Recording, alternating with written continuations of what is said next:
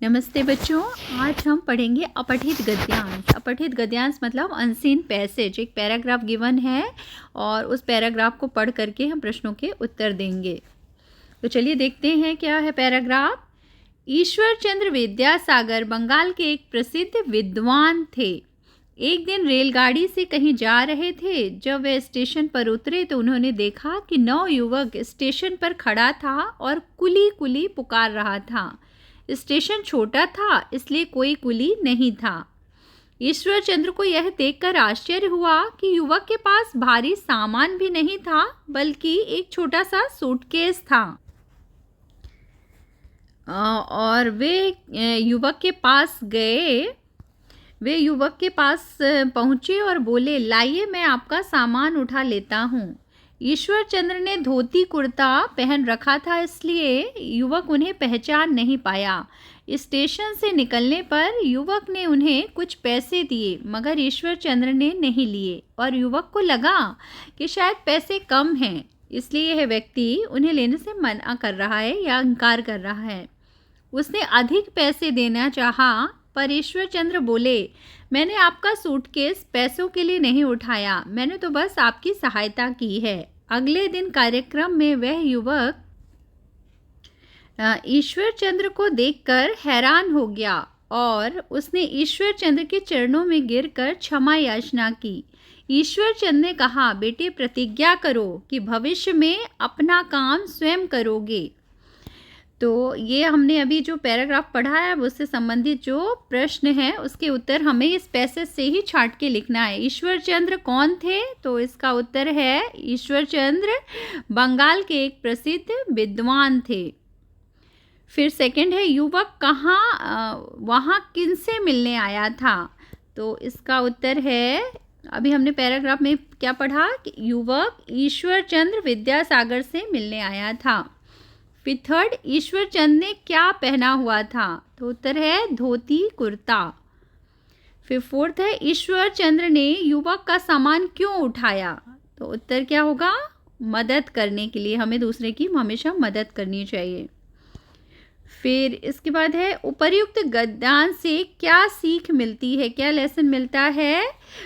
हमें अपना काम स्वयं करना चाहिए, मतलब अपना काम स्वयं करो। इस लेसन से जो पैराग्राफ है उससे हमें ये सीख मिलती है। तो इसके जो आंसर हैं, क्वेश्चन आंसर, हमें इससे ही छांट के लिखना है। जैसे ईश्वर चंद्र बंगाल के एक प्रसिद्ध विद्वान थे और उन्होंने क्या पहना हुआ था? धोती कुर्ता पहना हुआ था। ये सब कुछ जो है ना आपको इसमें ही मिल जाएगा। तो आप पैसेज को अटेम्प्ट करने से पहले प्रश्नोत्तर पैसेज को कम से कम 2 बार जरूर रीड करना चाहिए।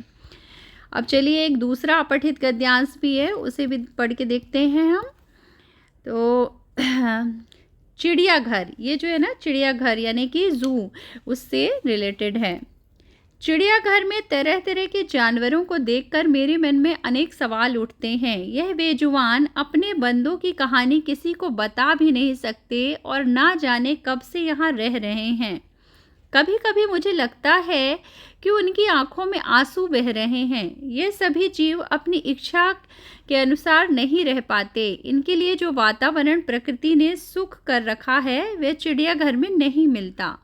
इन जीवों ने हमारी धरती को सुंदर और सुखद बनाया है। शेर, चीता, भालू, बंदर, रंग बिरंगे पक्षी, तितलियां, भौरे आदि केवल शोभा ही नहीं बढ़ाते बल्कि हम सभी के लिए उपयोगी भी हैं। हमें जीवों की रक्षा करनी चाहिए। यदि हम इन जीवों पर अत्याचार करेंगे तो प्रकृति भी हमसे नाराज हो जाएगी। तो अब हमने ये जो पैराग्राफ पढ़ा, अब इसके जो प्रश्न उत्तर हैं हमें इस पैसेज से ही छांट के लिखना है। तो पहला क्या है? जल थल की शोभा किससे है? जल थल, जल यानी वाटर, थल मीन्स लैंड, उसकी शोभा किससे होती है? पशु पक्षियों से। इसका उत्तर ये है। फिर नेक्स्ट है, चिड़ियाघर के जानवरों को देखकर मन में क्या क्या सवाल उठते हैं?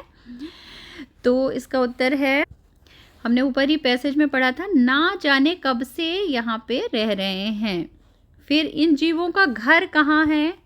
इनका मेन जो है, इनका जो निवास है, जो जानवर होते हैं पशु पक्षी, उनका मेन घर कहाँ पे होता है? मुख्य रूप से ये चिड़ियाघर में रह रहे हैं लेकिन इनका घर जो होता है जंगल होता है। ये जंगल में रहते हैं ना पशु पक्षी।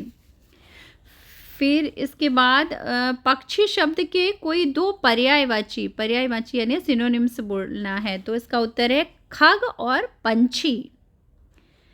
फिर इसके बाद है फिफ्थ वाला, इस पद्य में बेजुबान किसे बताया गया है? बेजुबान यानी जो बोल नहीं सकता, हु कैनॉट स्पीक, तो उत्तर है पशु पक्षी, यानी एनिमल्स और बर्ड्स जो होते हैं ना वो बोल नहीं सकते हैं, मतलब बेजुबान मतलब बातें नहीं कर सकते हैं जैसे हम ह्यूमन बीइंग करते हैं, तो इन्हें हम बेजुबान कहते हैं। पशु पक्षियों को बेजुबान बताया गया है। तो ये गद्यांश आप पढ़ के इसके प्रश्न उत्तर अपने 2 बार कम से कम गद्यांश जरूर पढ़िए और फिर इसके बाद प्रश्न के उत्तर लिखिए। हम फिर मिलेंगे आपको नेक्स्ट वीडियो में ग्रामर पार्ट में।